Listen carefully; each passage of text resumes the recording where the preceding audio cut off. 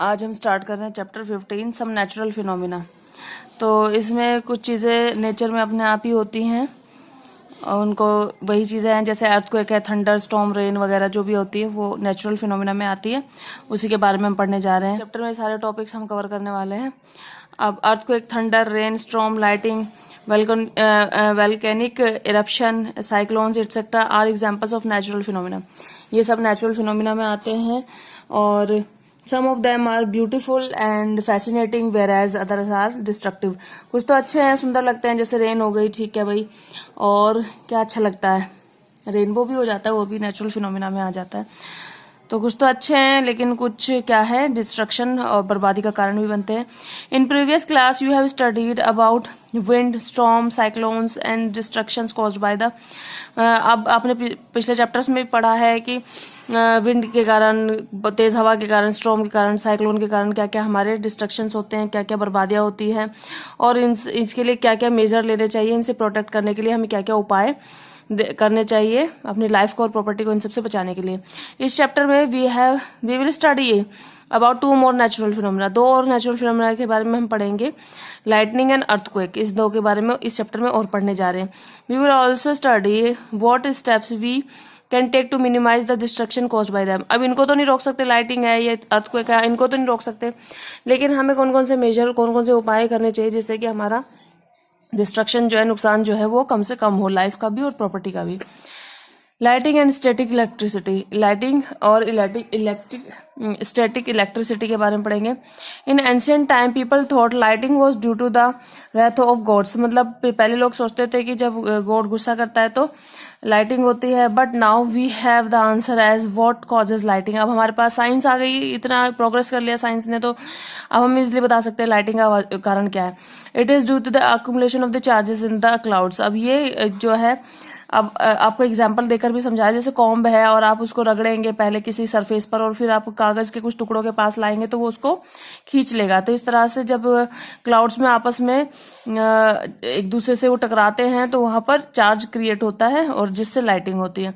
Lighting also spark but no a massive scale. मतलब ये भी तो एक तरह का चार्ज ही है, तो एक्यूमुलेशन ऑफ चार्जेस है जो कि बहुत ज्यादा बड़ा नहीं है, बहुत ज्यादा नहीं है। Way back in 600 centuries back अगर आप जाते हैं 600 में, Thales a Greek found, Thales थे एक ग्रीक के रहने वाले, found that when a piece of amber was rubbed with fur, small pieces of hair, feathers, straw etcetera were attached. तो इन्होंने ये चीज की खोज की थी कि जब आप कोई ऐसे किसी फर वर से जब रगड़ोगे किसी चीज को तो उससे ये चीजें सारी खींची चली आई, एक चार्ज आ जाता है उसमें। और you must have observe that when you take off your nylon और polyester clothes in the dark tiny sparks. जब आप नायलॉन या पॉलिस्टर के कपड़े आपस में रगड़ जाते हैं उतारते हुए, आप तब भी अंधेरे में नोटिस करो, उनमें से भी स्पार्क आ जाती है। तो आप उनको हल्का सा भी रगड़ोगे तो स्पार्क्स आएगा, अंधेरे में देखो आप अगर। ये सब क्या है, electricity are seen and cracking sound is heard. इसमें टाइनी स्पार्क दिखाई देंगे, इलेक्ट्रिसिटी आपको चार्ज दिखाई देगा वहां पर जब आप, और उसमें आपको थोड़ी सी साउंड भी, क्रैकिंग साउंड भी सुनाई देगी। Your hair also stands up. आपके हेयर भी कभी कभी खड़े हो जाते हैं, आप देखना तो हल्के फुल्के, वो भी उनमें चार्ज हो जाता है आपका रगड़ लगने से। You must have seen that when you rub a plastic scale और कॉम्ब, प्लास्टिक का स्केल है, कॉम्ब है, उसके रगड़ो और फिर छोटे छोटे टुकड़े हैं ये कागज के, इनको इनके पास लाओ तो उससे अटैच हो जाएंगे। ठीक है, तो यहाँ पर वही सारी चीजें आपको बता रहे हैं। बेंजामिन फ्रैंकलिन नाम का एक अमेरिकन साइंटिस्ट 1952 में था, उन्होंने एक एक्सपेरिमेंट किया था यूजिंग अ सिल्क काइट, एक सिल्क की काइट के साथ। He tied a small metal key to the string held in the hand. अब उन्होंने एक एक्सपेरिमेंट ये करके दिखाया था कि एक मेटल की क्या ले ली थी, हाथ में मेटल की ली थी और उसको स्ट्रिंग से क्या कर दिया था, बांध दिया था। When the kite flew into the clouds lightning struck and key turned hot. तो आपने जब ये काइट जो है उड़ी और वो स्ट्रक हुई किससे, क्लाउड से, तो वो हॉट हो गई थी। The key become electrically charge, उसमें चार्ज आ गया था, रगड़ लगी उसको और उसके अंदर चार्ज आ गया। He concluded that the lightning and spark from our clothes are essentially the same phenomena. उन्होंने ये कंक्लूड करा इस एक्सपेरिमेंट से, जो हमारे कपड़ों में जो स्पार्क आती है और जो ऊपर जो स्पार्क होती है, लाइटनिंग होती है, जिसको आप कहते हो कि बादल गरज रहे हैं, गरजना, वो जो लाइटनिंग होती है, या हमारे कपड़ों में जब हम सिल्क या नायलॉन के कपड़े आप देखो उनमें आपस में रगड़ जब लगती है तो जो स्पार्क होती है, जो चार्ज होता है, वो सेम ही फिनोमिना है। It took more than 2000 years for this discovery. अब ये इस डिस्कवरी को तो 2000 साल हो चुके हैं, तब से अब तक तो बहुत सारा एडवांस हो गई हैं साइंस में वो चीज़ें। यहाँ एक एक्टिविटी दिखाई गई है, वो भी आप पढ़ लीजिए।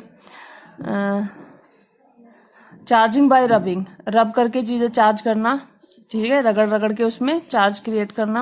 When plastic refill is rubbed with a polythene piece, जब एक प्लास्टिक का रिफिल है उसको पॉलीथीन के एक पीस से प्लास्टिक आप आपस में रगड़ रहे हो, it requires the small electricity charge by friction. जो फ्रिक्शन, जो घर्षण आएगा उसके अंदर, जो आपस में रगड़ लगेगी, उससे उसमें थोड़ी इलेक्ट्रिसिटी क्रिएट क्या हो जाएगी, बन जाएगी। The object which requires the charge is called charge object. जो ऑब्जेक्ट जो एक्वायर करता है, जिसके अंदर चार्ज आ जाता है, वो चार्ज ऑब्जेक्ट कहलाता है। Static electricity produced by this method is called charging by friction. जब आप रबिंग से ऐसे चार्ज क्रिएट लाते हैं किसी ऑब्जेक्ट में, तो वो जो स्टैटिक इलेक्ट्रिसिटी उसके अंदर आई है, वो क्या कहलाती है, आपकी चार्जिंग बाय फ्रिक्शन आई है। अब यहाँ आप देखिए एक एक्टिविटी आपको दी है, let us charge various materials by using this rubbing. Rubbing से अब आप इसको खुद भी घर पे देख सकते हैं, कोई भी चीज उठाओ, उसको आपस में रगड़ रगड़ के उससे चार्ज उसमें क्रिएट कर सकते हो, स्टैटिक चार्ज, इलेक्ट्रिसिटी आ जाएगी उसमें। Rub a balloon with a piece of woollen cloth और पॉलीथीन। बैलून को आप चार्ज कर सकते हो वुलन क्लॉथ्स या पॉलीथीन, इनसे रगड़ के उसके अंदर चार्ज आ जाएगा। उसे चेक करने के लिए आप उसके पास भी कोई पीस ऑफ पेपर छोटा छोटा रख देना, वो उसे अपनी तरफ खींचेगा। Bring the balloon near the pieces of paper, वही चीज बताया, बैलून को चार्ज करके और पीसेस ऑफ पेपर के पास ले जाओ तो दूर से इसको खींच लेगा। ऑब्जेक्ट रब्ड, ये बैलून को रब कर लो, किससे करोगे, वुलन कोई क्लॉथ से, ऊनी कपड़े से या पॉलीथीन से। ग्लास रोड को सिल्क क्लॉथ से, तो इन्होंने बता रखा है ये सारा। तो फिर उसमें आप पेपर जो है अटैच करके देखना किस किस में अटैच हो जाएगा।